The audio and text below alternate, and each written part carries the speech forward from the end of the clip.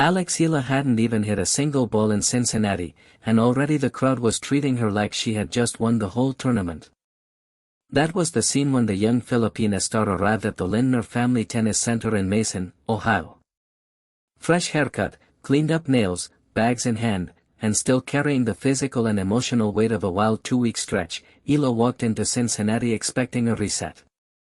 Instead, she walked straight into another explosion of support. The applause wasn't casual.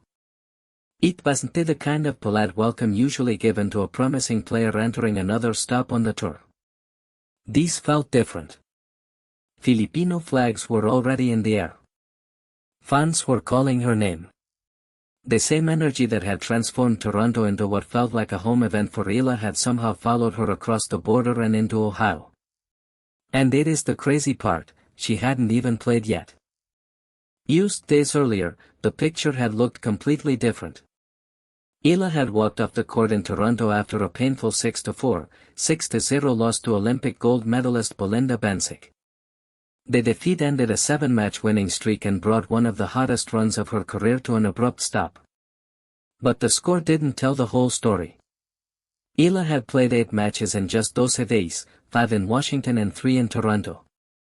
That kind of schedule can grind down even the most experienced professionals. Her legs had been tested, her emotions had been stretched, and after nearly 2 straight weeks of high-pressure tennis, the fatigue finally showed. She admitted afterward that she felt tired and disappointed, but she also made one thing clear: she wasn't going to let one rough night erase everything she had accomplished. Instead, she talked about something far more ordinary. She needed a haircut. Her nails were getting too long. She wanted a day or two where tennis didn't take control every minute of her life. It was such a simple moment, but it revealed a lot. Here was a player carrying massive expectations, surrounded by headlines, fans, rankings, and tournament pressure, and what she wanted most was a little time to feel normal again. Eala said she planned to take maybe a day or two off before traveling to Cincinnati. She wanted to get her mind away from tennis, reconnect with friends, have some fun, and enjoy the brief window where she wasn't expected to be on court competing. For someone who had been moving non-stop, that break mattered. Because Toronto had been emotional in every possible way. Eala arrived in Canada with huge momentum after her breakthrough run in Washington. She then beat Alicia Parks in a match that carried extra meaning because of their previous history. That victory was more than another result on the schedule. It looked like proof that Eala had grown, adjusted, and become a very different player from the one opponents had seen earlier in the season. Then came Katie McNally. That match pushed Eala even harder. She had to work through a physical scare, stay composed under pressure, and find a way through a difficult 3-set battle. The atmosphere around the court made it feel even bigger. Filipino supporters packed the stadium, turning every important point into a burst of noise. For Eala, that support became one of the defining memories of Toronto. She described the feeling of being inside a stadium full of people showing that much love as something almost impossible to explain. She called her Toronto debut an amazing experience and made it clear those memories would stay with her for a long time. Even after losing to Bencic, Eala refused to frame the tournament as a failure. She had overcome obstacles. She had competed well. Most importantly, she said she was healthy, something she was genuinely grateful for after such a demanding stretch. That perspective mattered as she packed her bags for Cincinnati. She wasn't leaving Toronto empty-handed. She was leaving with experience. She was leaving with lessons. She was leaving with confidence built over multiple matches. And she was leaving with the support of a fan base that seemed to grow every time she stepped onto a court. Her message was simple: take everything learned from Washington and Toronto, process it, and use it better in Cincinnati and eventually New York. That brings us back to Ohio. By the time Eala arrived in Cincinnati, her position on the tour had changed dramatically. She entered as the number 17 seed, the highest seeding of her career at a WTA 1000 event. Her world ranking had climbed to number 20, and because she was among the seeded players, she received a first-round bye. That may have been just as valuable as any ranking milestone. After 8 matches in 12 days, extra recovery time was exactly what she needed. The Cincinnati Open, featuring an expanded 96-player singles draw, was scheduled to run from August 13 through August 23 pulgadas Mason, Ohio. It would also serve as Eala's final major tune-up before the US Open in New York. In other words, this wasn't just another tournament. This was the bridge between her incredible summer run and the final Grand Slam of the season. And the number 17 next to her name told a story of its own. Only a year earlier, seeing Eala seated this high at a WTA 1000 event would have sounded almost unbelievable. According to the source material, she had risen from world number 143 to number 20 pulgadas roughly 18 months. That climb accelerated in Washington. Her WTA 500 title there earned her 500 ranking points and pushed her 8 spots higher in the rankings. The source also identifies that victory as a historic first, Eala becoming the first Filipino to win a WTA Tour-level singles title and the first Southeast Asian to capture a WTA 500 crown.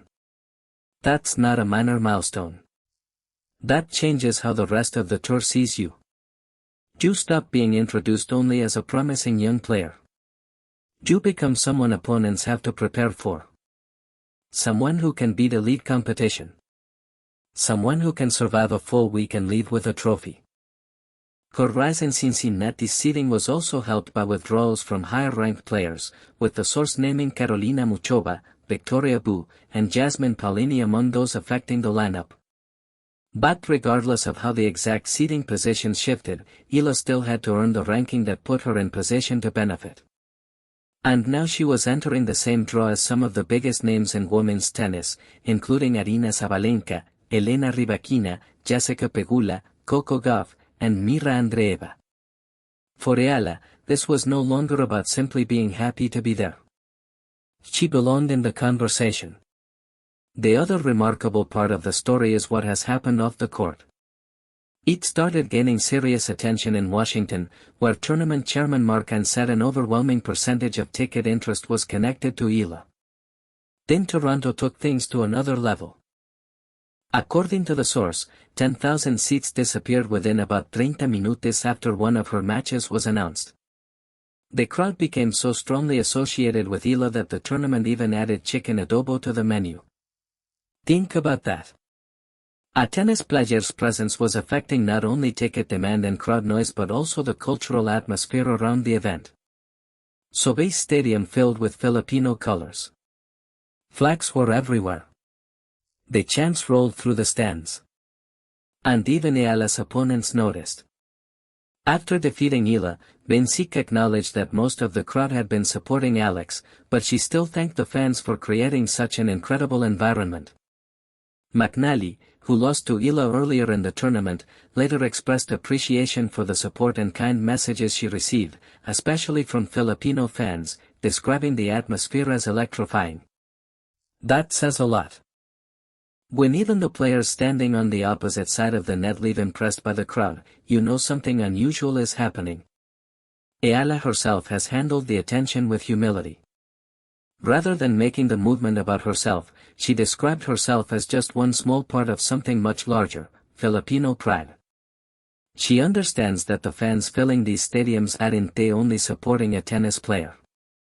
They are celebrating identity, community, representation. For Filipino families in North America, seeing someone from the Philippines compete at this level creates a connection that goes far beyond a scoreboard. And now that movement has reached Cincinnati.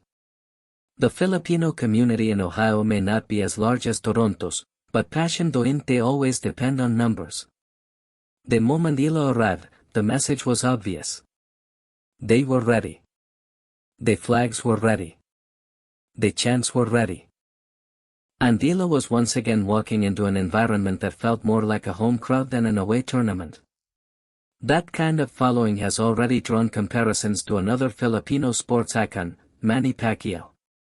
The source points to the way Pacquiao's biggest fights once seemed to bring Filipinos everywhere to a stop, with entire communities watching together. Eala is building something different, but the emotional connection feels familiar. For a few hours, people around the world log in, turn on the match, and feel like they are watching together. That impact has not gone unnoticed by other stars on the tour. Jessica Pegula, who faced Eala in Washington, thanked Filipino supporters for helping grow tennis around the world.